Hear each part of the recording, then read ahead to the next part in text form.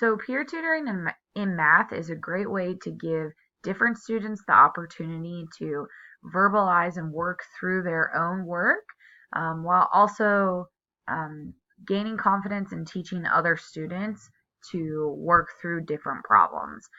So peer tutoring allows students to really verbalize and work through what they're trying to say. So you can have reciprocal peer tutoring, where a student will be the tutor, but then they will also be the learner.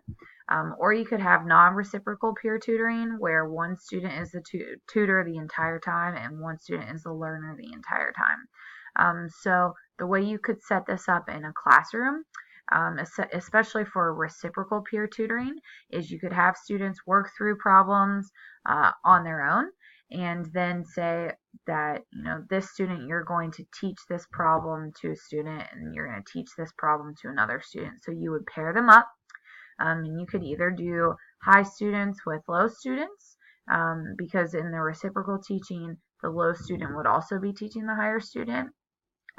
Or you could do homogeneous grouping, so that you have your lower students together and your higher students together.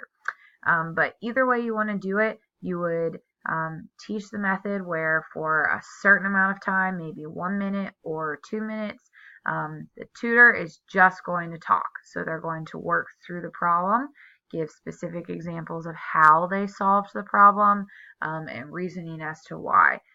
Then you would give the learner an opportunity to ask questions that could go on for maybe 30 seconds. And then the tutor would have another 30 seconds to answer those questions and work through it. And then you could switch roles. So after the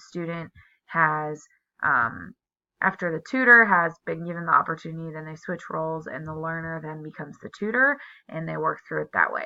So you could progress monitor by giving a baseline kind of check and then do the tutoring and then check in again after they've finished.